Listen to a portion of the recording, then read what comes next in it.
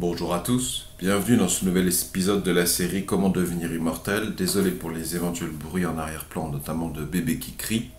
Je rappelle que dans cette série, on essaie de lister, d'indexer, de regrouper des moyens d'avancer sur cette quête, la quête de l'invincibilité et de l'immortalité, qui sont en fait les mêmes choses. Chaque fois qu'on devient plus immortel, un peu plus immortel, on devient un peu plus invincible.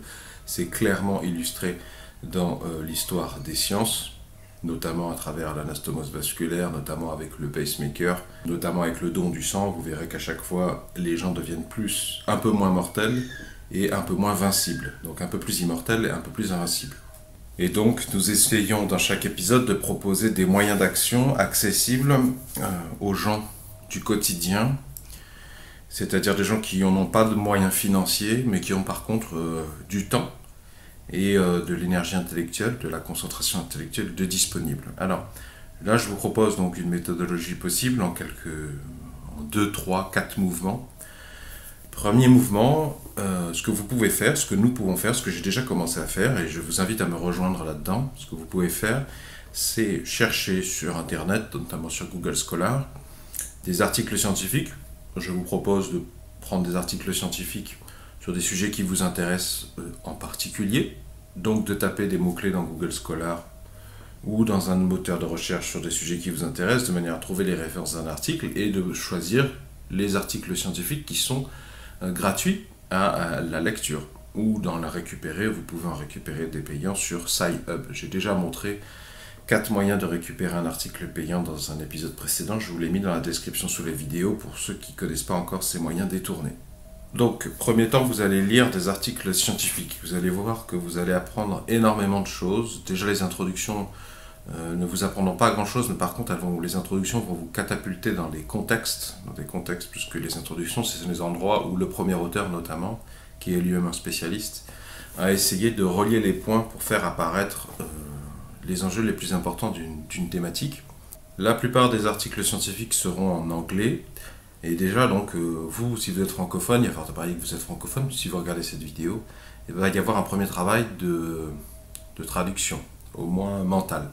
Déjà, première chose, je vous recommande si vous traduisez pour vous-même, faites-en bénéficier les autres. Partagez votre traduction avec tout le monde. C'est-à-dire, faites l'effort quand vous allez lire l'article, probablement que vous allez lire phrase par phrase, comprendre phrase par phrase, écrivez la traduction en français de chacune de ces phrases, à la vitesse où vous traduisez pour vous-même, de manière à avoir une sauvegarde de cette traduction. C'est crucial, c'est vraiment un entonnoir que vous élargissez quand vous partagez une traduction d'articles scientifiques de l'anglais vers le français.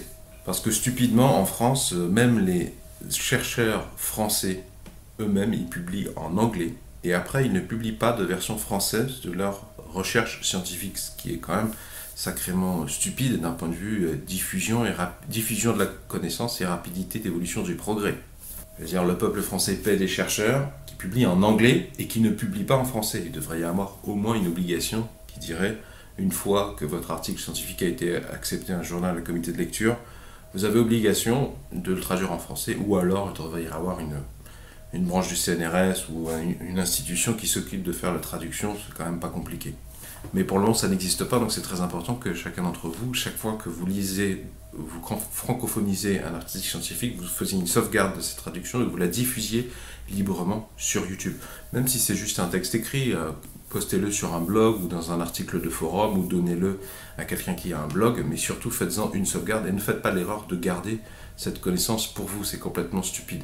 Notre levier, nous qui n'avons pas beaucoup d'argent, notre levier va venir de notre manière d'utiliser sagement notre temps et notre concentration intellectuelle. Il faut que vous diffusiez, vous faites l'effort à chaque fois que vous lisez un article scientifique anglais, de le traduire et de diffuser la traduction librement, parce que c'est comme ça qu'on emploie intelligemment son temps et son intelligence pour constituer un bras de levier. Parce que si vous ne le faites pas, qu'est-ce qui va se passer? Il se passe que des étudiants à différents endroits sur la planète francophones traduisent les mêmes articles.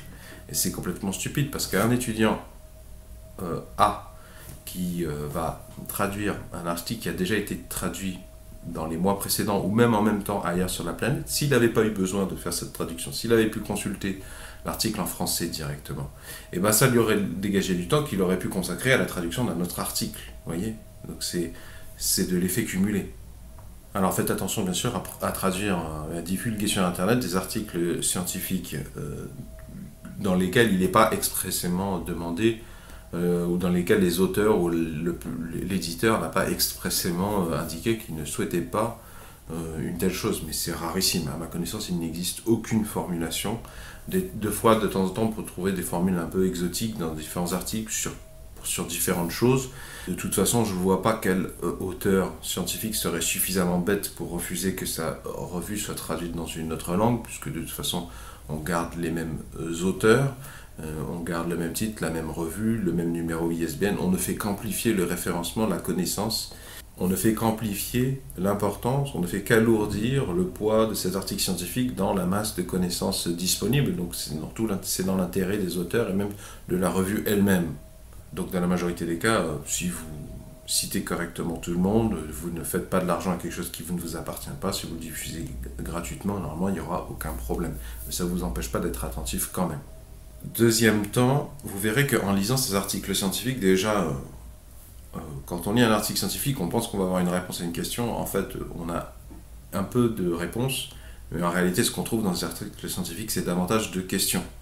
En fait, un article scientifique, un spécialiste, c'est pas quelqu'un qui attend de réponses à des questions, mais qui sait à la limite quelles sont les bonnes questions, ou quelles sont les questions qui apparaissent, les questions d'arrière-plan, que les profanes ont du mal à voir. Et deuxième moment de cette stratégie que je vous propose, vous verrez qu'en lisant des articles scientifiques, vous allez vous retrouver catapulté dans des contextes passionnants, de choses passionnantes, extrêmement riches, et les articles se citent entre eux.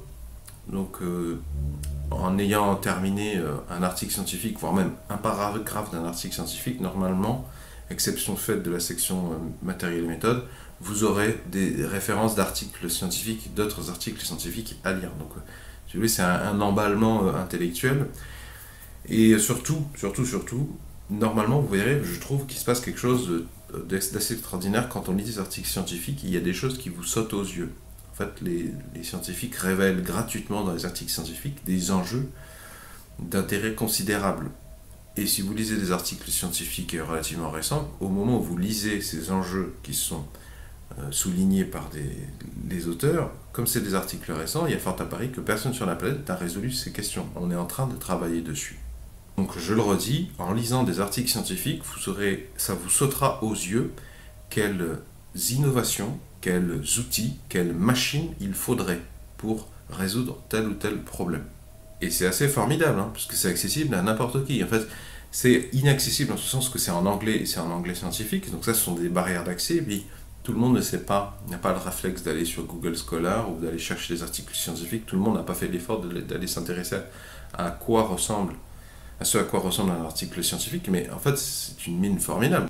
Mais on vit à une époque assez formidable en ce sens que, en lisant des articles scientifiques, un à un, calmement, à votre rythme, vous verrez, il y a des choses qui vous sautent aux yeux, des machines dont on a besoin, qu'il faudrait, quel point il faudrait arriver à relier ensemble au travers d'une machine. Ça peut être, quel exemple de machine? Ça peut être des logiciels, ça peut être des algorithmes, ça peut être des formules mathématiques, ça peut être de la chimie, des réactions chimiques, ça peut être des moteurs pour le voyage spatial, ce genre de choses. C'est ça que j'appelle des machines dont on a besoin. Et donc on en arrive au troisième mouvement. Ce que je vous propose de faire, justement, quand vous commencerez à lire quelques articles scientifiques, il n'y a pas besoin d'en lire des quantités astronomiques. Je trouve que déjà lire quelques articles scientifiques du même domaine, ça vous sautera aux yeux déjà quelle machine serait utile. Le troisième temps, donc, ce serait d'écrire, faire l'effort de d'écrire. Vous prenez pas la tête, commencez par un brainstorming, ou coucher sur le papier ou dans un fichier TXT ou dans un fichier ODT plein de mots-clés et à décrire cette machine. C'est-à-dire que vous ne l'avez pas inventée, vous ne savez pas exactement comment on doit faire pour relier les deux points, mais décrivez cette machine, parce que dans la littérature scientifique, déjà, on vous a fait déjà 50% du travail. Dans la littérature scientifique, les auteurs eux-mêmes, ils ont déjà expliqué pourquoi cette machine va révolutionner le monde. Pourquoi cette machine, on en a besoin. Les articles scientifiques vous donnent déjà quels articles cités dans lesquels les auteurs ont expliqué pourquoi il y avait un vrai problème, pourquoi il fallait faire ça, combien ça ferait gagner à l'humanité, combien ça ferait gagner de temps, combien de milliards de PIB ça ferait économiser, combien ça ferait gagner de vitesse, que sais-je. Donc, si vous voulez, la moitié du travail est déjà faite. Ce qu'il y a, c'est qu'il y a extrêmement peu de gens qui savent ça. Ils savent qu'il suffit de lire quelques articles scientifiques et de récupérer des bouts de paragraphes, de faire des copier-coller dans un TXT pour avoir déjà la description ou la contextualisation d'une machine, d'une invention qui répond à des gros enjeux.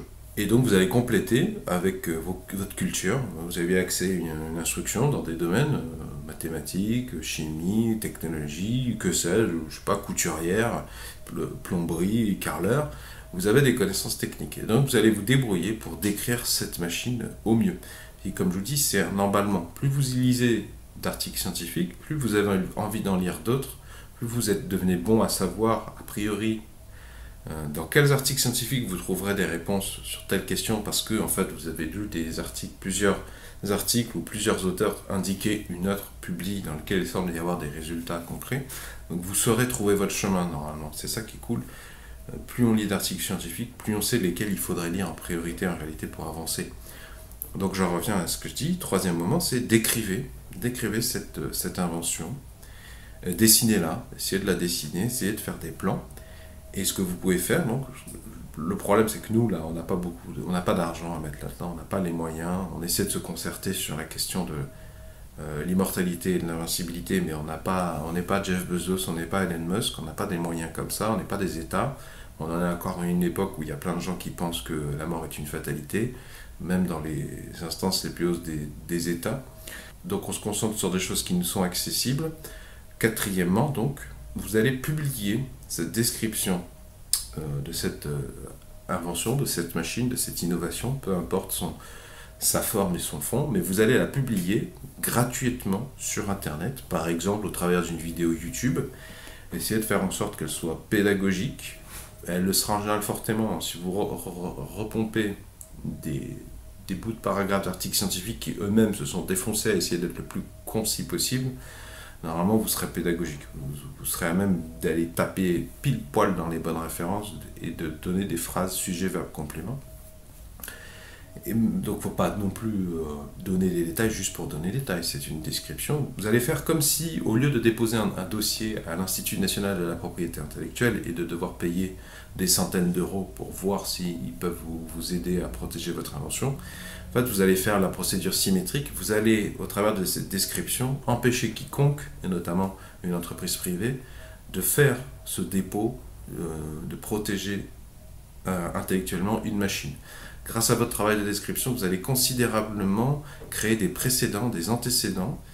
Si au même moment que vous, il y a des gens dans des entreprises qui ont eu l'idée de cette machine pour les mêmes raisons que vous, parce qu'ils ont lu les mêmes choses, ou juste après vous, ou juste avant vous, mais avec les délais de dépôt à l'Institut national de la propriété intellectuelle, c'est assez long, vous allez court-circuiter le système.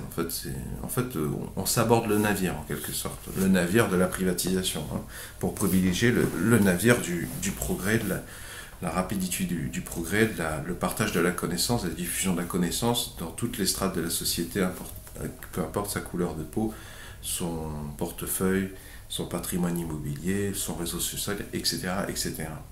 Donc c'est ça, publier gratuitement une invention dont vous ne connaissez pas exactement les contours, mais il n'y a pas besoin de savoir exactement les contours. Il n'y a pas besoin d'être capable de créer une machine pour la décrire correctement. Vous voyez, vous pouvez par exemple décrire une plaque d'aluminium de 2 mm d'épaisseur qui fait 20 cm sur 22, vous savez le décrire. Pourtant, vous êtes incapable de la fabriquer, et moi-même.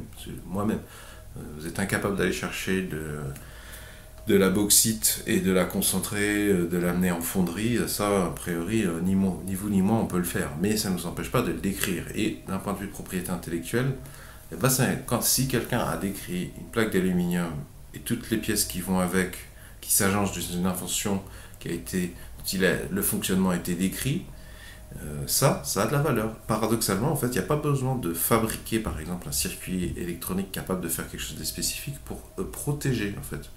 Et donc, dans cette publication, cinquièmement, donc on passe du 4 au 5, dans la publication, vous allez préciser que vous cédez gratuitement à qui le souhaite la possibilité de commercialiser cette invention, de fabriquer et de commercialiser cette invention Pourquoi on fait ça? Ben, c'est l'essence de toute la stratégie, parce que grâce à ce travail d'anti-dépôt de brevets, en fait, d'anti-privatisation de ma petite invention, vous allez permettre à des passionnés dans leur garage d'essayer de créer votre machine ou des bouts de votre machine, et a fortiori eux-mêmes ils risquent d'être obligés pour différentes raisons de publier euh, leur propre création sous le même régime, c'est-à-dire que il y a fort à parier que ce qu'ils font eux de leur côté sur la base de ce que vous leur avez donné gratuitement, ça sera également gratuit, ce sera libre, ou alors les plans vont être diffusés librement sur Internet. Ça va permettre à des associations de passionnés, par exemple, il y a plein d'associations, il y a plein de gens partout dans plein de petites villes qui essaient de se regrouper parce qu'il y a une, deux, trois personnes. Des fois, une, deux, trois personnes, ça suffit. Hein. Dans une association, en fait, il y a le trésorier, le président, je sais plus. Ça, c'est des fonctions administratives. Souvent, une association, il suffit d'avoir une seule, deux personnes, trois personnes qui sont passionnées dans une thématique, qui veulent aider les gens. C'est comme ça qu'on a des associations d'instruction scolaire ou d'instruction à la réparation de vélos, par exemple, l'instruction réparation de voitures, réparation d'électroménager, plein de choses comme ça. Et donc vous allez permettre, au travers de cette... Vous avez protégé en fait la possibilité à toutes ces initiatives de gens qui se rassemblent et qui sont spécialisés. Parfois c'est des gens qui en fait ont une carrière professionnelle extrêmement aboutie, extrêmement pointue, mais qui sont arrivés à la retraite. Donc je vous ai dit, grâce à cette publication gratuite, vous allez permettre à des passionnés dans leur garage de travailler sur le truc, de faire avancer à la hauteur de leurs connaissances, probablement différentes de vous, et c'est ça qu'on essaie de trouver sur la planète, des gens qui sont meilleurs que vous dans d'autres planètes pour pouvoir se compléter et faire avancer le schmilblick. Donc, je vous disais, les passionnés dans leur garage, les gens qui ont des petites associations, les petits laboratoires de recherche, hein, parce que la plupart des petits labos en France, enfin la plupart des labos universitaires sont des petits labos en France, et ils crèvent la bouche ouverte, ils n'ont pas beaucoup d'argent. Eux-mêmes vont pouvoir peut-être réutiliser certaines choses, s'intéresser à récupérer certaines choses gratuitement, librement, sans se poser de questions, beaucoup plus rapidement, parce qu'il n'y a pas de brevet et personne ne pourra pas déposer de brevet. À partir du moment où vous avez suffisamment bien détaillé la description d'une invention, d'une innovation, d'une machine, personne ne pourra déposer de brevet grâce à cette enclume, à ce jalon que vous avez posé, parce que vous avez publiquement, par exemple sur YouTube, mais ça peut être autre chose si vous avez un autre réseau social public. Mais YouTube c'est bien parce qu'à la différence de Facebook, c'est accessible à tout le monde. Vous n'êtes pas obligé d'avoir un compte pour avoir accès au contenu. Tandis que sur Facebook ou sur Instagram, c'est beaucoup moins vrai. Et moi, je préconise aussi de préciser que vous cédez les droits, mais la possibilité aux gens de commercialiser. Si des passionnés, des petites associations ou des labos, ils se servent de ce que vous avez décrit pour faire un peu d'argent, pour continuer à faire fonctionner leur truc, voire à développer, voire à recruter, tant mieux. Et puis je pense que c'est crucial de laisser la possibilité de céder les droits gratuits et laisser la possibilité d'une commercialisation parce que ça va convaincre les investisseurs, voire des gros investisseurs, de s'intéresser à la chose. Si vous leur laissez la possibilité de fabriquer la chose, eux vont pouvoir travailler sur des économies des coûts, sur des grands volumes, parce que c'est ça le pouvoir de l'industrie, parce que certes les industries doivent dépenser des sommes folles en R&D, aussi des sommes pour protéger ce qui sort de la R&D, mais là dans ce cas-là nous on a détruit complètement ça puisqu'on a fait notre R&D de notre côté et on a publié gratuitement sur YouTube par exemple, beaucoup plus rapidement. C'est beaucoup plus rapide de décrire une machine sur YouTube que de travailler avec des avocats pour penser à tout ce qu'il faut dire pour ce que l'INPI accepte le dossier, pour que les avocats, les magistrats, que sais-je encore, examinent les choses. Et puis même si vous payer des sommes folles, des dizaines de milliers d'euros en avocats, conseillers, propriété intellectuelle, propriété privée, bah, ça prend des mois et au bout de plusieurs mois, on n'est même pas sûr que le brevet soit accepté, validé. Donc si vous voulez, on travaille un peu dans l'industrie dans le fait où on court-circuite, on les empêche de pouvoir déposer de la propriété intellectuelle, mais on leur facilite un peu le truc puisque bon, ils vont pouvoir se concentrer sur la chose la plus intéressante des industries, c'est que bah, l'industrie, c'est notamment l'industrie lourde. Eux, l'industrie, ils peuvent fondre du métal, donc ils peuvent fabriquer des choses dans des gros volumes, ce qui va le rendre accessible à tout le monde, parce que c'est ça qu'on veut. Nous, on veut décrire des machines pour qu'après elles soient accessibles pour quelques euros, quelques dizaines d'euros, quelques centaines d'euros, quelques milliers d'euros pour les machines dont on a, qui font des choses vraiment cruciales ou vraiment abouties technologiquement. Et je pense que c'est bien de laisser l'industrie pouvoir prendre possession de ces inventions, mais sans pouvoir se les accaparer, parce qu'elles ne pourront pas, dans le système que je vous proposais, les industries ne pourront pas bloquer les autres industries, ou elles ne pourront pas empêcher les bricoleurs dans leur garage de faire la machine eux-mêmes, ou des associations d'essayer de les faire. Elles ne pourront pas, tandis que quand les industries commerciales, des trucs qu'elles ont recherché, développé elles-mêmes, protégé, elles peuvent, elles ont le droit d'empêcher quiconque sur la planète de faire la même chose qu'eux. Nous, on veut que toutes les industries puissent faire ça, mais qu'en plus elles puissent se tirer la bourre, parce que c'est ça qui va faire diminuer les coûts. C'est ça qui va faire que ces inventions peuvent pouvoir se démocratiser facilement et être économiquement accessibles à un plus grand nombre de personnes. C'est que les industries, elles vont devoir se tirer la bourre sur la qualité du produit et non pas ah ben c'est moi qui dépose le brevet dans tel pays, donc toutes les autres vous ne pouvez pas commercialiser dans ce pays, donc je peux commercialiser au prix qui m'arrange. Si ça vous paraît un peu bizarre ce que je vous raconte, vous prenez pas la tête, traduisez des articles scientifiques. Lisez des articles scientifiques et notez la traduction de chaque phrase au fur et à mesure que vous lisez. Vous verrez, vous comprendrez, au bout de la lecture de plusieurs articles, que vous comprendrez qu'effectivement, votre cerveau, il a réussi à tisser des trucs, à relier des points, et il commence à entrevoir une machine. Ça vous viendra à l'esprit. Si vous aussi, vous n'avez aucune envie de baisser les bras devant le vieillissement et la mort, eh bien, je vous invite à laisser un pouce vers le haut, s'il vous plaît. Je vous invite à laisser un j'aime. Et bien sûr, je vous invite à vous abonner à la présente chaîne YouTube. À cet effet vont s'afficher à l'écran un rond et un rectangle. Le rond, vous cliquez dessus, ça vous abonne gratuitement à la présente chaîne YouTube. Et le rectangle, si vous cliquez dessus, ça vous emmènera vers tous les épisodes de la série qui essaie de lister ce qu'on peut faire pour avancer dans notre quête de devenir immortel et invincible.